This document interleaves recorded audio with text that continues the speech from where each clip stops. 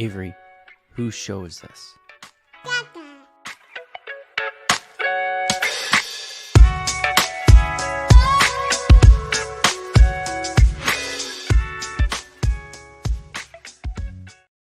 And we're live. Welcome, everybody, here to the Lakers Lounge Podcast. I'm Anthony Irwin, Senior Lakers Insider for Clutch Points.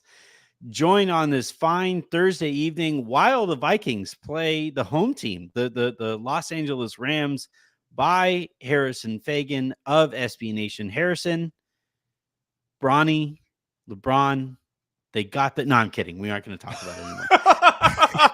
I was like, you just told me before we went on air that we didn't have to do 20 minutes on this again.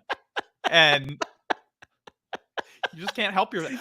Honestly, if we make it through the whole show without you doing some kind of extended 10-minute Bronny rant, I'm going to be really impressed with you, because I know at some point we're going to, one of us is going to make a comment that just, and you're like, and the thing about Bronny playing on opening night is those are Cam Reddish's minutes, Harrison. They were not. They clearly were not. He did not play. They clearly were not. Yeah. I was really proud of that. We didn't have to watch Cam Reddish. Look, yeah, JJ knows. I would have been a lot angrier had I had to watch Cam Reddish than Bronny. How about that? Is that like because Cam is on the roster for the same reasons Bronny is. All right. No, that's today not true. Bronny didn't have a player option and no market. It's all favors. Today on the show, we're going to be talking about a concept that I kind of broached with Matt yesterday on the show. And by the way, you guys got to be nicer to Matt. Like, boo, boo, hiss, boo. I just want to be the voice of the people. Mission accomplished, according to the comments. I love Matt. He's one of my favorite people in the world. He's like a really bright dude. He thinks about this a lot. He just can't help but go against the grain on especially Lakers takes. So yeah, who does that sound like? I don't know. It might be why we get along. It's a wonder you two get along. Yeah, our buddy Kirk tweeted out because Jason Kidd is not starting Derek Lively tonight. And Kirk was like, Jason Kidd's willingness to piss off the internet is unmatched. And I was like, I don't think it is. I think I might have him beat. But today on the show, we're going to be talking about this concept that I kind of hit on with Matt about the Lakers being a little underrated, and the role that I think I played in some of that too, because I ranted and raved all offseason about how terrible this offseason was. No, yeah, everyone knows you set the narratives nationally. No, but people are listening. I agree. People are the betting markets, all of them. They're all locked in on the Lakers Lounge, Vegas, and they're like, "Well, what is Anthony saying?" Yeah, yeah. Even A. Smith, he's like, hold on. He's like, with all due respect, I cannot do this episode of First Take until I've listened to the latest Lakers Lounge and what Anthony has to say about Bronny. Did you see Skip Bayless is making the podcast rounds? Yeah. Things must be rough out there for his agent if that's given that that's going on. Man. Yeah. Good. Karma wins. In that case, I'm happy. LeBron should hire him at Undisputed and then just never launch the show. Or not Undisputed. His media. Isn't it uninterrupted? Uninterrupted. Yeah. That was a Freudian slip, but just be like, yeah, no, we're gonna bring you in, and then just never air the episodes. Just let him rant in his basement by himself. I would rather Skip have to say nice things about LeBron and have that air. I think that would be much better than never airing the stuff. Brandon Oming, I didn't answer. Brandon, if I missed your super chats yesterday, the reason I missed them is because Matt had to run really, really fast. And you were probably being mean to Matt, and Anthony was just like, I can't do this on my show. Even if you pay me money, I'm not going to be mean to Matt on air. But if you resend those you don't have to pay again. If you resend those questions or whatever that you had yesterday, I will answer them today. But no, today we're going to be talking about the Lakers being a little bit underrated because of the offseason that they had. Anthony Davis said after the game that he's going to, quote, let it fly from 3. I wrote about it for Clutch Points. And I wanted to talk a little bit about that notion here on the show. It also allows me to embed this show at the bottom of my articles of Clutch Points. So no one's ever said you're not honest.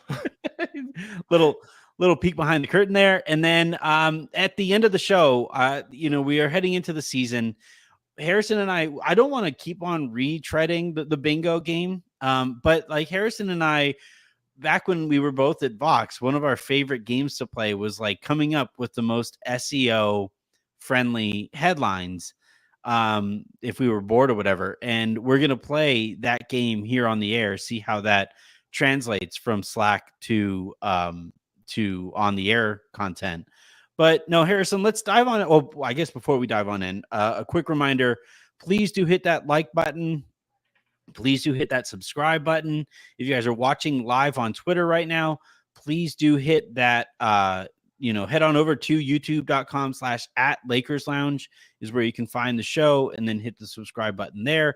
Tell your friends that you love the show. Tell your enemies that you hate it. If you guys are listening in the morning to the audio version of this, please hit subscribe wherever it is that you listen to your podcasts, preferably on Odyssey. I am a company man, and yeah, let's get this thing going though. Harrison, I think one thing that seeped into my analysis, and this is why I said it played a role, or I played a role in the Lakers potentially being underrated, because I think I also, when I laughed, I didn't realize that you were doing a joke, so I apologize. That was very mean. I wasn't doing a joke. No, no, I know. It is a ridiculous. I did phrase it ridiculously. That is fair.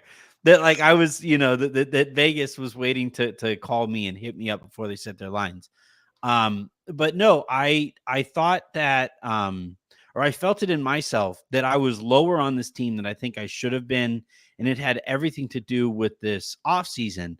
And then the reason I started noticing it was by way of the analysis of this team that I was kind of like tuning in. I don't like to like read too much other stuff or listen to too much other analysis because I don't want to feel like I'm taking takes. So like I when it's Lakers stuff, I tend to avoid that nationally because I just want to make sure that everything that you hear from me is from me. So what do you think though, Harrison, about the notion of the Lakers being a little underrated coming into the season? Simply because the worst thing you can do, because of me. But like the worst thing you can do, I think, is be boring in an off season. And the Lakers were just that. They didn't do anything. Well, Anthony, they added a second LeBron James, which no team has ever done before. So it's true. It's true. You're going to try to get me to like rant on this. I'm not going to do it. I'm not going to take the bait. I'm not going to do it. As far as underrated, I mean, I think that it obviously it depends on where you go, but I do think that amongst sort of the NBA intelligentsia, they probably have become a little bit underrated just because, I mean, number one, like nobody likes the Lakers, so it's easy and fun to clown on the Lakers, and and especially when they make it really easy and they're like they have this weird like Danny Hurley saga and hire a podcaster as coach and draft the star player's son and then don't make any other free agency moves. It's like there are a lot of jokes to be had there, and so that's easy to sort of make fun of them for and then potentially underrate them as a result. But I mean, this team, I think they have to be underrated because there are people talking about them as like a play-in team, and I get it, they've been a play-in team the last several years and they very well may be again, but this is also a team that has more talent than your typical team in that range, at least if you're getting into, as we've seen the last couple times that they've been in the playoffs, in these sort of do or die scenarios where their two stars are able to sort of give it their all and go all out. Like LeBron can't do that on a night-to-night basis anymore, but on any one night, he's still as good as anyone. And so, especially when he's able to lock in and remain healthy and that sort of thing. And, I mean, this team, they had 2 closers for Team USA over the summer. That's not nothing. Like this is a talented duo at the center of this. And then you have, I think, probably every other member of their lineup is an above average NBA starter. Maybe not Rui. Maybe Rui is the one that's like a below average for an NBA starter, but D'Lo's an above average NBA starter. Austin is too. And so you have a really solid starting lineup. The bench isn't good. And like, I'm not going to argue otherwise. And so, but I think again, like this goes back to all of our talks during 2020 is people overrate the importance of the bench, especially once you get to the postseason, because those guys' minutes are going to get cut. And even on the best teams, those guys have clear deficiencies that the best teams are going to take advantage of. And so, I think that this is a team that's more primed for postseason success than regular season success, certainly. But yeah, I mean, I do think that they're a little bit underrated, probably. Yeah, While also acknowledging they're like really, really reliant. Like they're an AD injury away from being a complete disaster for however long he's out. I think if AD gets hurt, like hurt, they become arguably the worst team top to bottom in the conference. No, because the Blazers are still there. I don't know, man. Like you're talking about Jackson Hayes is the only center on the roster. LeBron still elevates you above the Blazers. I'm sorry. Like we could talk about some of the others and that kind of thing. They're not, but they're close. Okay. At right. They're close to the Blazers. Yeah.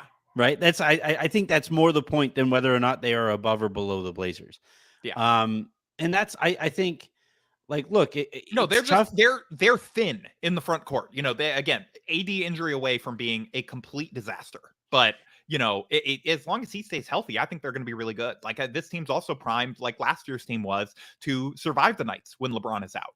They have guys who can create shots and do that kind of thing. Obviously, that's not going to work in the playoffs, but you have possessions where LeBron is able to just sort of go stand in the corner or not have to do everything because they do have other guys that can handle the ball and do stuff.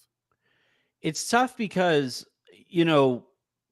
it's hard to like factor injuries into preseason analysis. Like who is more likely, like, do you do it from the standpoint of who is more likely than another player to get injured? Or I think what was happening a lot out there was like, what happens if a player gets hurt? And then, that would obviously knock the Lakers way down if that's the way that somebody was trying to do their injury analysis heading into a season. But like in terms of like the likeliness that AD, people keep on lumping AD into that conversation of like injury prone stars. He had the 2 seasons on after the bubble where they played the first season like 10 business days after the 1920 season. Barely an exaggeration. I think it was literally like 30 business days. Yeah. And then, then the following one was also the offseason. The next year was also cut like a month short. And then, like he was very healthy the first year he was a Laker. He was very healthy last year. He takes a long time to get up. Like that's also true. And he does go back to the locker room a lot. He is often day to day, but like in terms of like missing chunks of time, it only happened really as a Laker, those 2 seasons where there was a clear explanation for it.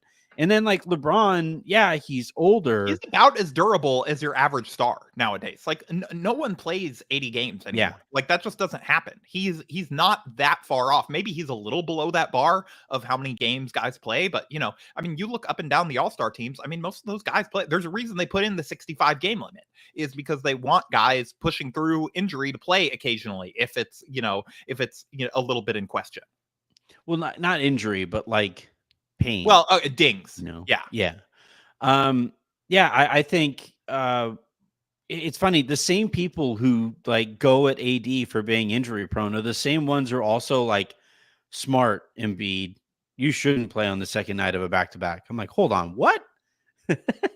Like you can't have that both ways. I believe AD is like a Why couple don't people years care older. about the regular season? Good job, Joel. Only care about the playoffs. Don't ever play a back-to-back again. Yeah, well, I'm happy that Philly is getting investigated for that. Like, I'm happy that they're getting investigated for this the beginning of the season and all of that stuff. And I know that Philly is doing. What are they investigating? They're going to go there. They're going to decide if he's hurt or not. That was Kyle's. They have question. a PI outside his house. They're like, oh, Joel took out his trash today. There's no way he's hurt. It's like a Well, I workman's look, comp it is private ridiculous, investigator. but I do think the league has to make it known that this is not okay. That like that Philly just randomly holds out their superstars. Opening night's one of the bigger nights of the season, and Philly is already doing this stuff with Do we think they're doing it randomly? I mean, they're doing it because they're like, I don't think that they're doing it just to say "f you" to the league.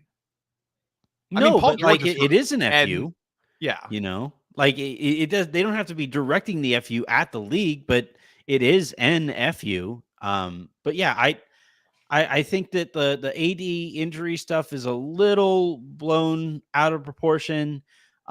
Though, like we just talked about, obviously the Lakers are in no shape whatsoever to make up for an AD injury. I actually think they need Vando back if this happens. But if LeBron misses like a week or two here, here and there, here or there, um, I think they would be okay, like not ideal, but I think you can handle a LeBron injury a lot better than you can handle an AD injury. yeah. And then like in terms That is the of benefit of only signing combo guards. yeah. The where you finally do arrive though is like you mentioned the depth. Depth does matter in the regular season. So I could see, that being why you know analysts would be a little nervous about the Lakers because over the course of an 82 game season, you're certainly hoping not to rely on your 12 through 15 guy. But if the Lakers do rely on their 12 through 15 guy, they are not NBA players. So like I could kind of understand where that would be coming from. But eventually, eventually where you kind of come down to at the all of this is to say that like the Lakers, I think, are just as likely as anybody to deal with those kinds of injuries. So I'm not really going to hold that against them. I wouldn't if I was predicting how a season was going to go.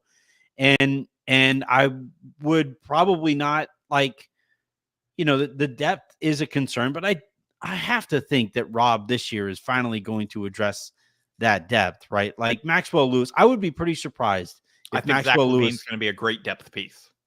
yeah. But I would be pretty surprised if Lewis is on the like is a Laker by the end of the season. I would be pretty surprised if JHS is a Laker by the end of the season.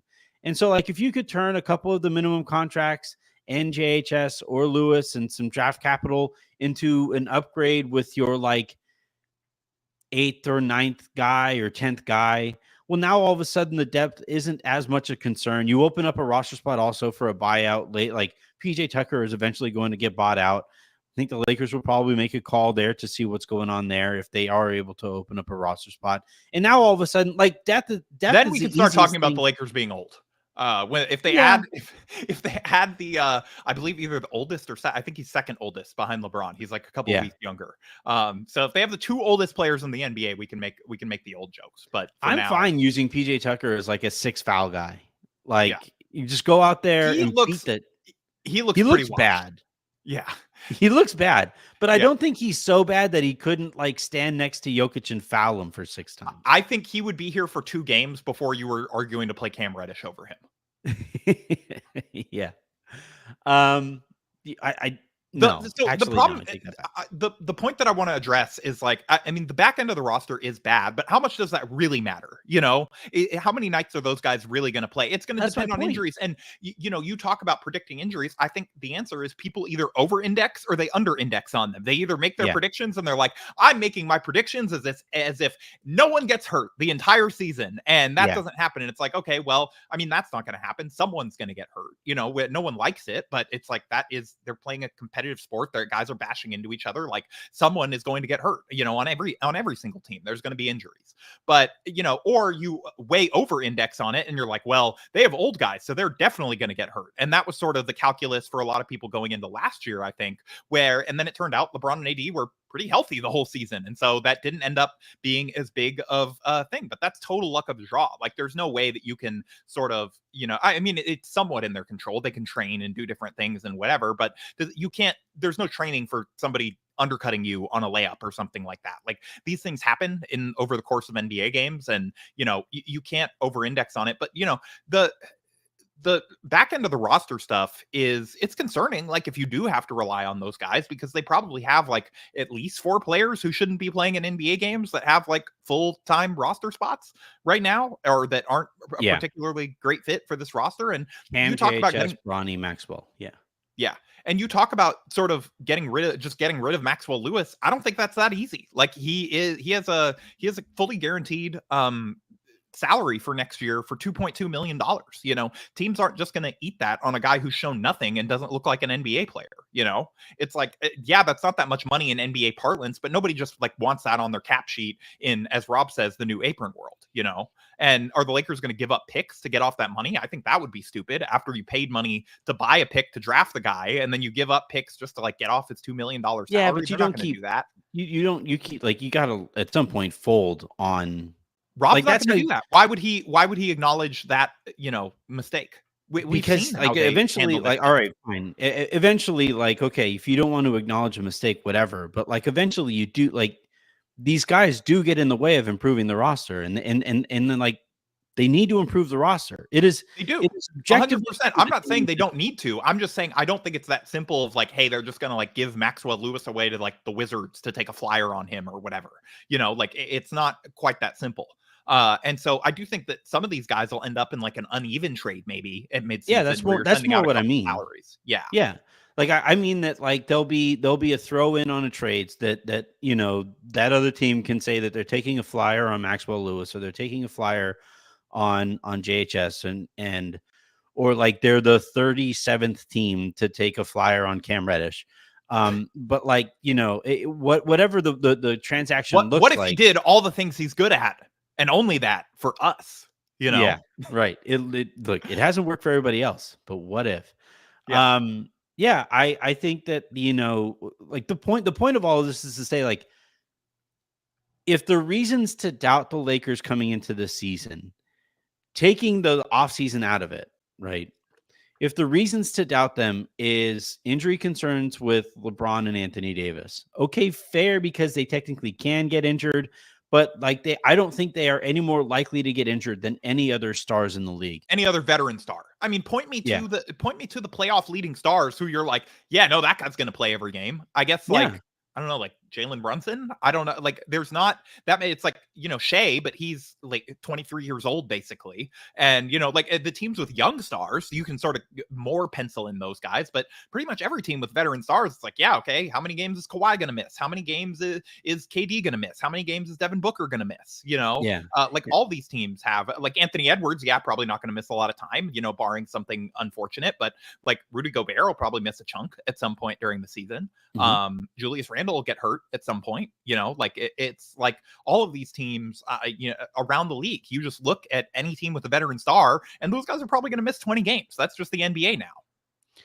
And then, you know, again, so like, I guess the way that I'm going about doing this is like to answer questions that would be raised that would, you know, get analysts to rank the Lakers lower than I think they should be. And, you know, if one of them is the injury stuff that we've gone over, and the other one is the depth on this roster, I think the easiest thing to add over the course of a season is like 8th through 10th guys, you know, like that can be done. Really, I mean, really 12 through 15th guys, you know, they don't need, Yeah. Especially, I mean, those they guys. could upgrade their 8th through 10th guys, but they have players who can play in the NBA on their, as their 8th through 10th roster spots. Yeah. And then I think, you know, the main thing that the Lakers are hitching their wagon to is JJ Redick being an upgrade over Darvin Ham. And I think that, like, it is And fair early returns, maybe. Yeah. Well, I seems think quite possible. It's fair for an analyst to look at a rookie coach and be like, he's gonna, like, there are going to be growing pains there. There's a learning curve that's going to take a little while to figure out. And it's like, yeah, okay.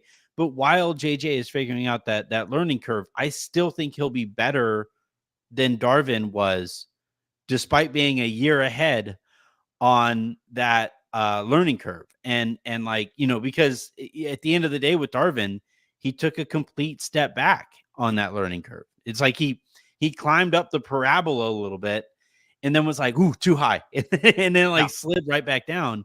And I, you know, I know people kind of roll their eyes when I talk about how much the Lakers are bought in, but I cannot overestimate or stress enough how bought out they were on Darvin last year. Like they were just You can see it in the quotes that they every single time they ask the Lakers, they're like, "What was the difference tonight?" It's like, "Well, we had a game plan, and the coach called timeouts occasionally, yeah. and It would have been great if D'Lo was like, "Did you see JJ's hands in his pockets once that game?" Like, that's probably why they didn't send him to the podium. They knew he was. He also didn't have a good game, but they also yeah, knew he was gonna say something dumb. Well, also again, Anthony, he's going Kawhi mode this year, so he's that's gonna good. be Yeah, real quiet. nothing screams Kawhi more than bleached blonde hair. Yeah, But yeah, I'm looking at this entire situation here, and again, I'm acknowledging the my own analysis, having this impact on me too, because I hated the and the national offseason. media as a whole. Yeah, I mean, look, I right after the show, Zach is going to call me and he's going to ask me for career advice, and he's going to ask me for Lakers take stuff, and then whenever he winds up, wherever he winds up, it'll just know that his takes will be informed by that conversation that he and I just had. But yeah, I do think yeah. that The Lakers low post is going to be a great podcast. yeah. It's going to be on Thursdays here on this channel. But yeah, I do think that and it also didn't help that like the preseason they didn't take it very seriously either, so you didn't really get a look at what the Lakers could look like. I think Tim was saying that of the Lakers exceptionalism pod, he was saying he had a tweet out that like that was the most organized offense that he had seen from a team in the time that he has been charting it. I don't think that is going to, continue. I do think that you'll see some regression there, but I do like it. It doesn't strike me that the organization would be significantly further ahead than it was last year, because last year, again, other scouts, like, don't take my word for it. Well, I guess take my word that I was being told this by these other scouts. But I had scouts telling me that like the Lakers ran good stuff. We just didn't really feel the need to scout for it because they always wandered away from the good stuff. yeah. And I think this year you'll get a little bit less wandering. So like Whereas JJ, you saw it the other night. It was as soon as like they went to the LeBron Bronny moment and the offense started getting a little discombobulated, because you could tell all the guys like they wanted them to have their father-son moment. And the yeah. Wolves went on, I think like it was like a 5-0, 7-0 run, whatever. JJ called timeout to immediately sort of emphasize like, no, we got to go back. Like we got to run our stuff. This is what we're doing. And that kind of stuff just wasn't happening as often last year. I don't want to overstate the importance of timeouts to stop runs, because I think there's like sort of mixed results on how often that works or whatever. But it certainly, when it's something that's that correctable like that, it certainly can't hurt to emphasize some things and make some subs. I mean, if Darvin was in charge of that moment, he definitely doesn't sub Bronny out of the game, and the Lakers go into halftime with like a 5-point lead. No, it would have been like a passive aggressive, like, oh, LeBron, you want your son on the team? All right, here he is. 8 minutes. Good luck. Bronny exits a game like a -13. And Yeah. I would have had more people agreeing with me that had that happen though. But like That's what's important, is that the people agree with that's you. all that And then matters. Like yeah. you guys don't, that's all that matters.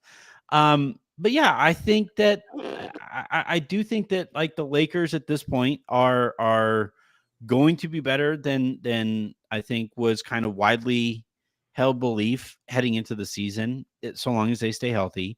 Let's go. I And love week 1 of the season. The Lakers, you've already flipped. You're like, Lakers clearly better than last year after one game. oh no, I better than last year. Would they win 47 games last year? That sounds correct. I think they'll still be in that range. I still think if they win more games, I don't think it'll be much more than like a couple, So yeah, it's an interesting concept, and it's something I think that I'm going to keep on thinking about over the course of, because that's what's going to happen at the deadline too, right? Is maybe the Lakers don't do something at the deadline, and you let that impact how you actually feel about the actual team that you're watching, and we'll see. Let's move on to Anthony Davis saying after the game that he's going to, quote, let it fly from 3. And he also went into detail about how the guys on the team and in the coaching staff are really pushing him, right? Said that LeBron is pushing him to do it.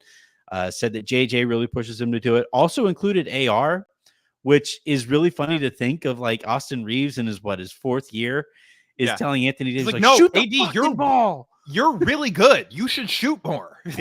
that I could see from him. But like getting on He's Anthony like, they're Davis's letting me case. take 35 footers. Like, you got to let it fly sometimes. That I could see. Did you see the shot he let Cam Reddish take in that preseason game? AD, you gotta be a little more selfish, right now, man. We are not in the game. D'Lo is in the game, and he just shot a shot from standing right next to us. Did you see Gabe's shot selection in the second half of the Vegas game? AD, come on, man. If you're not shooting, like, I don't know who is. Yeah. But I did a little bit, like, looking into the situation there, because this is something that we used to roll our eyes with, right? We used to be like, it used to be Anthony Davis wants to play less center. And that was always that was the free square in every bingo game. AD's going to be a more vocal leader. That was another one. Yeah. But another popular one too was like Anthony Davis, like last year, right? It was Darvin Ham saying every single season that Frank was here, he said AD needs to shoot more threes this year. Didn't ever happen. I think he had less, like almost every season. and then Darvin last year was like, I think he said 8 threes a game. 6, I think. Yeah. Okay, 6. I mean, that's still crazy. That's still a lot. Yeah. He shot half as many as Darvin wanted him to. Yeah.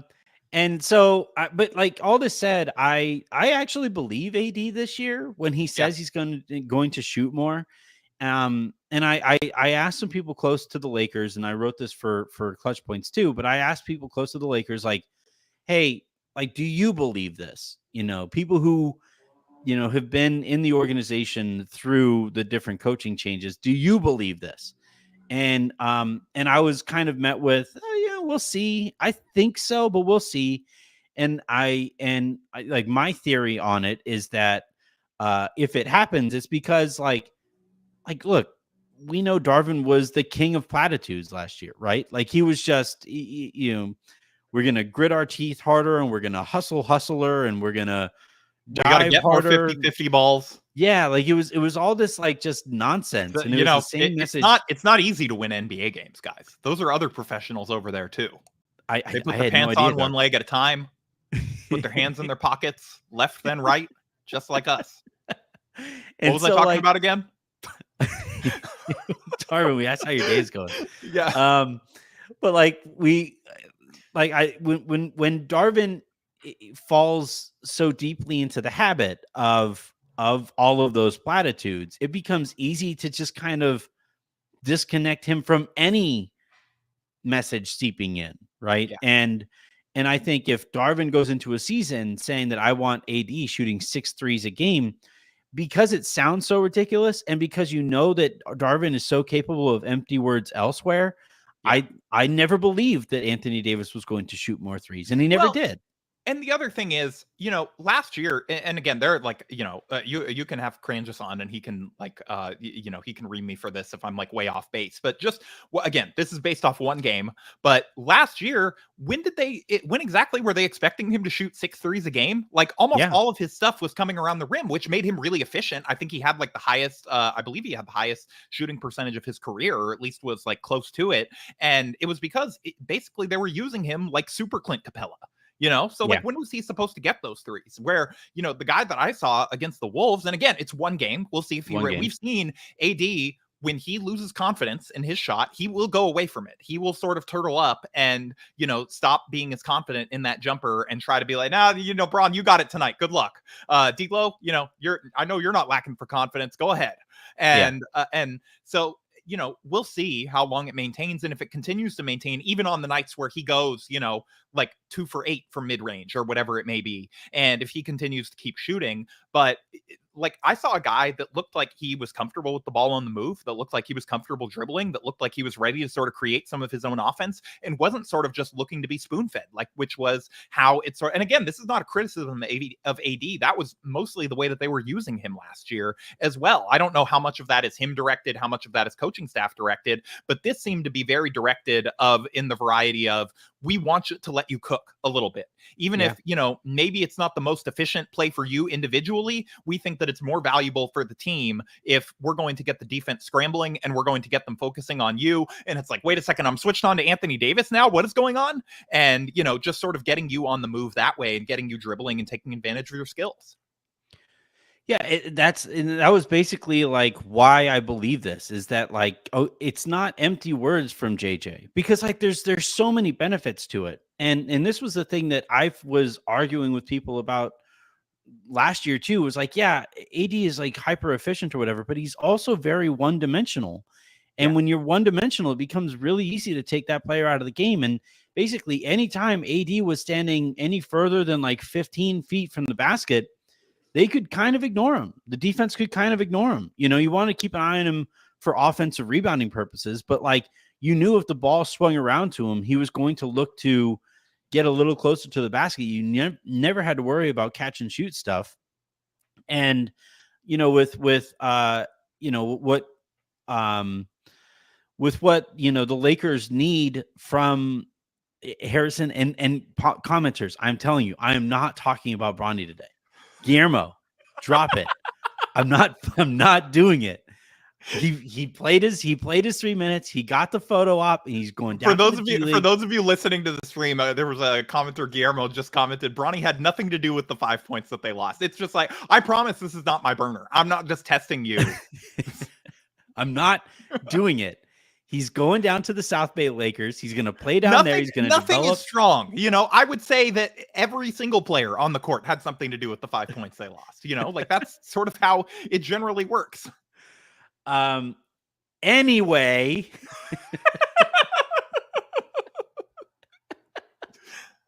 I'm going to keep trying, everyone. Say, like, drop it. The same people all the listeners are like, no, Harrison, stop. We don't want to hear him talk about this anymore. Are you going to talk about it? I want to yell at you for your take on this thing.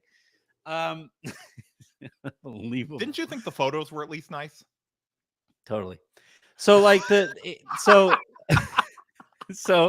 Anthony Davis shooting threes, like the point that you made is a really important one, right? That like, and again, it just goes back to Darvin Ham's empty words and JJ's like specific follow through on how he's going to get it done. Yeah. Right. Is that like, Darvin's like, I want you to shoot these 6 threes. And then you look at the way that the game is going and the way that it's like, okay, how coach? And he's like, you know, stars just figure it out sometimes. Yeah. Right. But like, I legitimately, and we've seen it, right? One game in, one preseason in, or whatever. So like that disclaimer just put that in the upper left-hand corner if you guys want to. But what we've seen so far is a concerted effort to get LeBron the ball in motion, to get Anthony Davis the ball in motion, to get him like to manufacture rhythm on AD, on the threes that AD is actually taking, right? Get him those shots in spots on the court from 3-point range that he's more comfortable with than, you know, doing that more than, you know, well, golly gee, I sure hope you like this one, AD. And it's like, I really want, you know, I really believe in it. And again, like going back to the benefits of it, this is another reason that I think it's going to happen. There are just so many clear-cut benefits to AD doing this, not just offensively. The offense is like pretty straightforward. You know, AD shooting threes and ideally making them opens up the game and all of that stuff. But defensively, I think this is where the Lakers benefit a lot more from AD shooting those threes, because last year it was really difficult to play AD and Vanderbilt together. And you know, that was because, you know, with AD being reluctant to shoot threes, and with Vanderbilt being somehow even worse at shooting threes than he was the year higher than reluctant. unwilling, terrified. terrified. I mean, and look, I watched the results of those threes. I don't blame him. He's like, I should not be doing this right now. You know, he's like his whole shot is like, are you sure? Are you sure? Are you sure? he's like looking at the cut. He's like, are you sure? Yeah. Okay? So this one, shoot it. I'm not going to get benched. Okay, all right. Yeah. I guess. And so, and well, like, this is the point, right? Darren Coolidge notices JD got AD and Hayes playing together. You can do that more comfortably if AD is a deeper threat, not a deep threat, right? Not saying that he is, an actual shooter out there, but if the defense pays even a little bit of attention to AD when he's standing out there at the 3-point line, that is significantly better than we saw from a year ago. And like, if that allows you to play somebody like Vanderbilt, if it allows you to play a center next to Anthony Davis, if it allows the Lakers to go back into bigger, because the year that 2019-2020 season, Anthony Davis shot, I think, 218 threes. And that was the season, by the way, he was starting games next to JaVale, and he was starting games and he was playing a bunch next to Dwight. And that allowed the Lakers to be bigger, stronger, faster. I think he played like 80% of his minutes or something like that. It was 75 maybe at the 4 that year. Yeah. And like, I think that was a little too little. It I would flipped in the playoffs, like almost entirely. It was my recollection is that he was almost exclusively a center. But, during the regular season, again, it's to the point of like, how do we keep this guy healthy? Eliminate the wear and tear, make sure that he's not, as our guy Pete always says, that he's not being asked to, sort of lift the couch and drive the moving truck as well. Like is somebody going to help him out with sort of the dirty work stuff a little bit? Yeah. And I want, and I think with him, and again, not just AD, but like the rest of the, frankly, organization, right? Guys on the roster, coaching staff. I don't know if the front office gets too involved in this kind of stuff. So, but I guess like guys in that locker room, and in the video room, really getting after and staying after AD. Hey, we need you to shoot this. That benefits the Lakers on both sides of the court. So like you have the purpose, you have the follow through, and I think that is going to lead to AD shooting. I think last year he shot like 100. I think 107 threes was the final tally. I would say he probably comes in at about 175, maybe gets all the way up there to 200. And that gets you to about like 3 and some change attempts per game. That's all I'm asking. That to me would be a perfectly nice development here for an offense that needs to manufacture some of that spacing.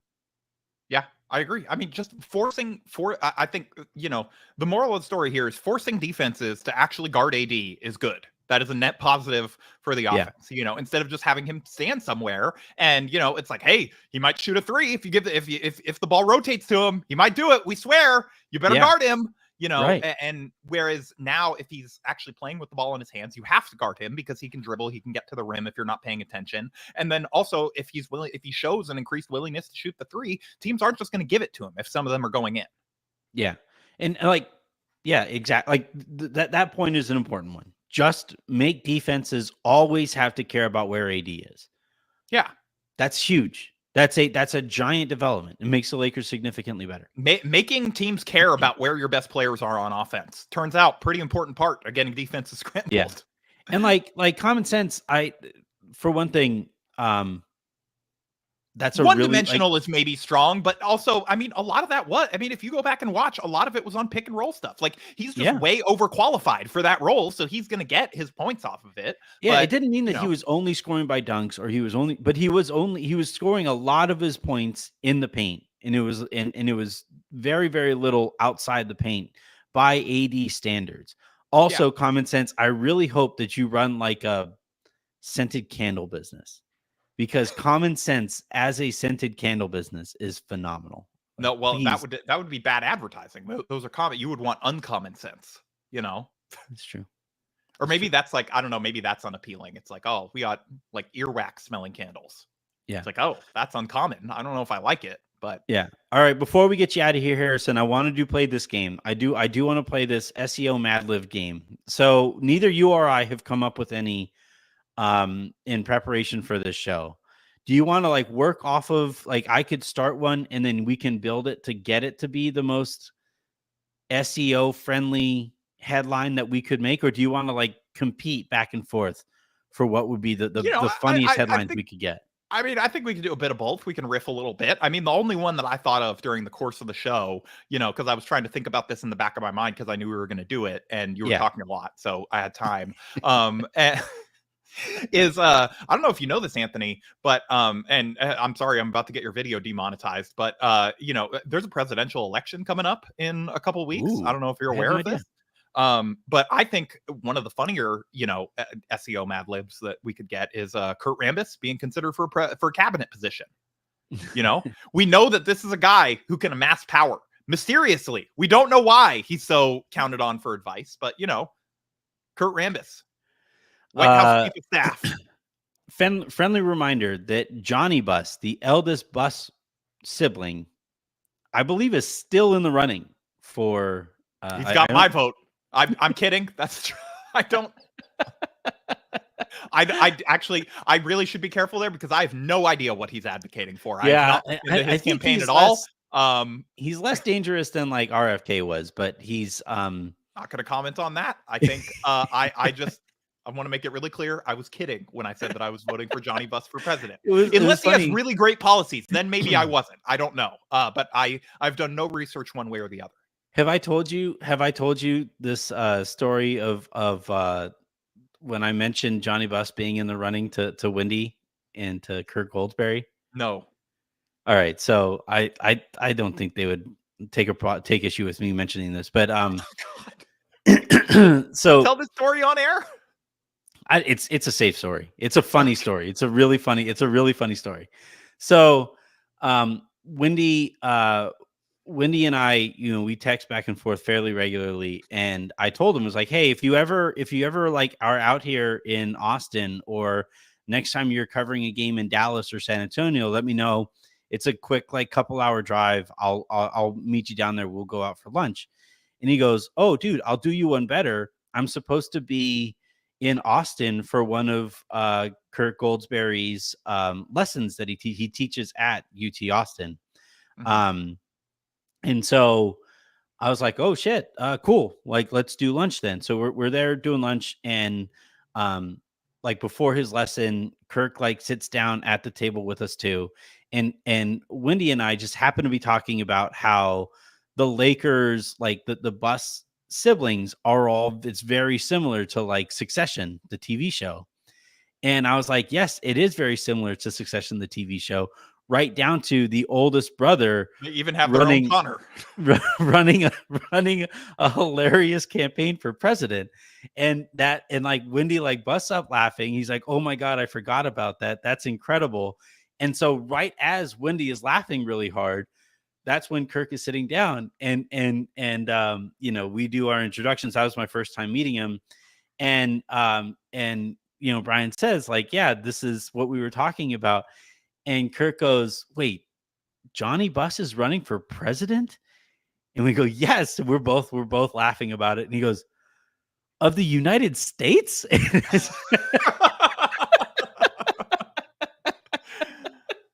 It was just perfect. All of it was just really good. But Lord bless me one day with the confidence of a rich white dude. Like, I would be unstoppable. The confidence of a Nepo baby in particular, right? I know. Like, yeah. It's like, why? Everything in life goes right for me. I don't know why. I think I don't believe in luck. Yeah. I don't believe in luck. I just have a lot of it. So anyway, all right. So Kurt Rambis as a cabinet member is a good one. I didn't say which administration. I just want to point that out. It's important. All right, mine. I'm gonna come in with swinging haymakers right off the top. Report. This don't anybody aggregate. This is a no. Just cut off this part and then just clip the part that Anthony's about to say. I'm counting on one of you. Yeah. Report. Lakers and Warriors in heated trade discussions for Steph Curry. Lakers won't include Bronny in trade.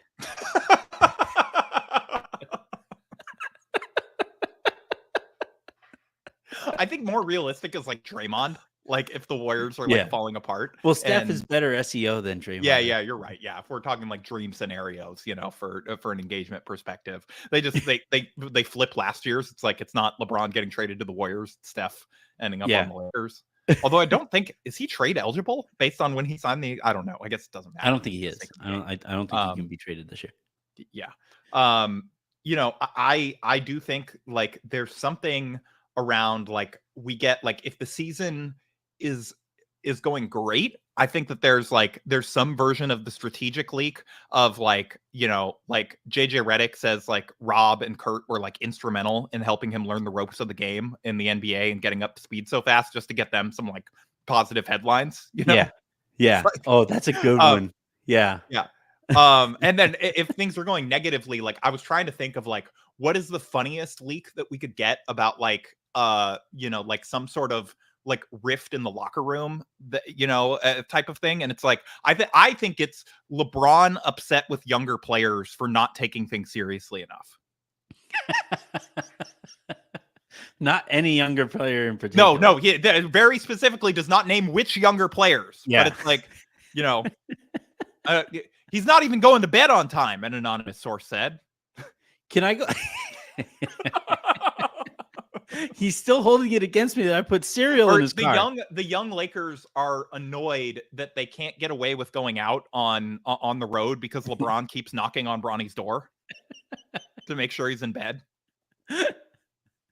Bronny's going to be like, what professional player has a curfew instated by his dad on IG Live? Yeah, I think, oh no, please be okay, Darisaw. No. No, I think that like I want to go back to the trade Bronny situation because at this point you're looking at like high ankle sprain. You're looking at a situation here where like I assume, just to be clear to the listening audience, you're talking about a football game, right? You're not saying I am, yeah. No, okay, the Rams are playing the Vikings off to the side sprain here, okay. And a Ram just rolled up on the Vikings left tackle, who's been incredible this season. Damn it. But so Austin Reeves is considered untouchable or very difficult to get in a trade. Yeah. Dalton Connect, I would imagine, also going to be very difficult to get in a trade. Well, imagine the level of player, like what kind of plays JJ would be spontaneously drawing up for the type of player that you could get for Dalton Connect, Yeah. He just I would imagine float off the ground and like whiteboards would start surrounding him and just like writing on themselves. Yeah. I would imagine the Bronny avatar state for probably also off of the table, right? Can't trade Bronny this season. And so like report Pelinka frustrated because he can't trade anybody. Yeah, he's like, I'm not allowed to trade anyone.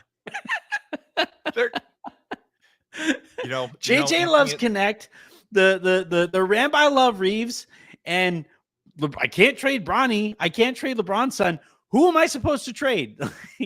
I do need you got to start asking around like once we get closer to December 15th about like, okay, like, hey, I'm putting together a story on like the untouchables list. Like, who are you guys not willing to move under any circumstances? And then see if you can get them to say I mean, say the quiet part out loud, Yeah.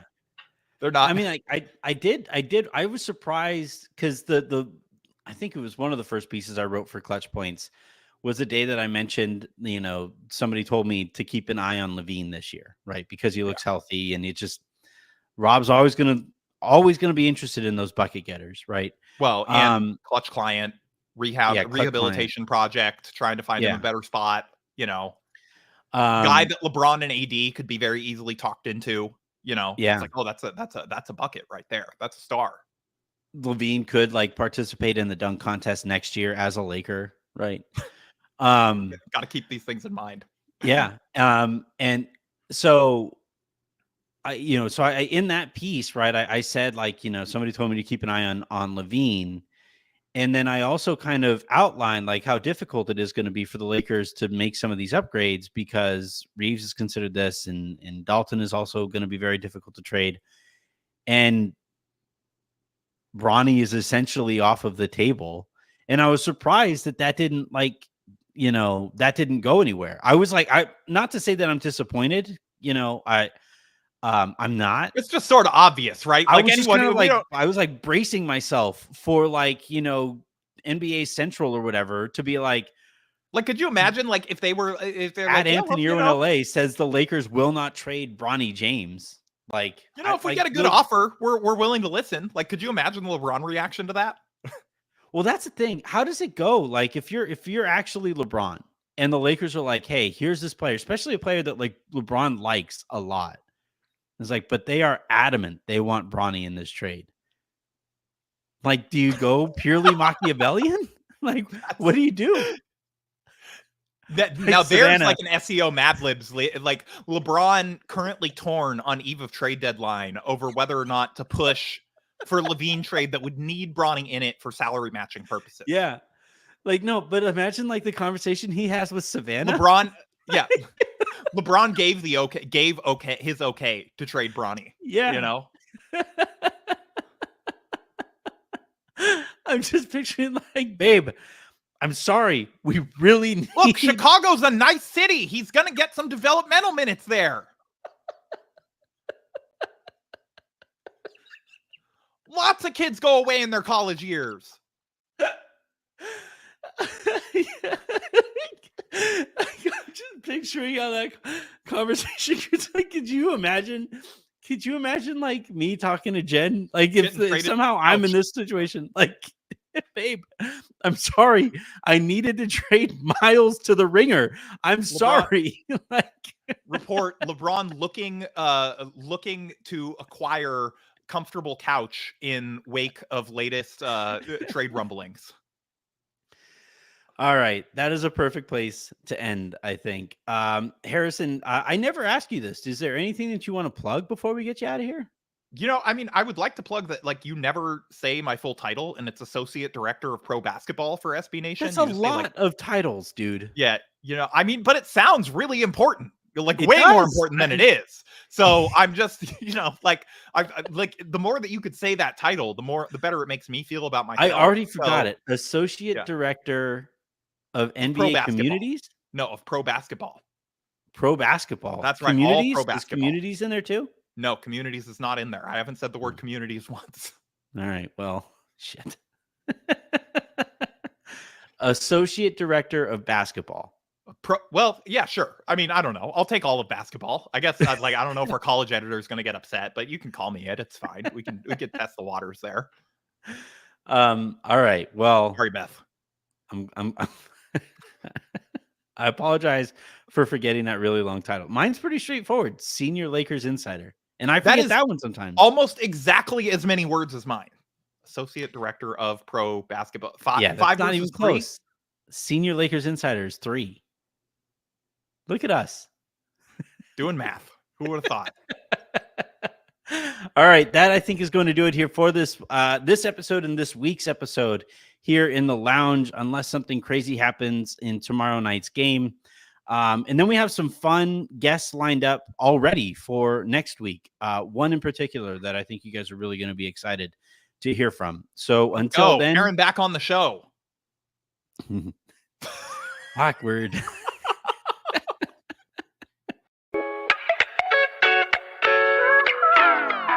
Bye, everyone.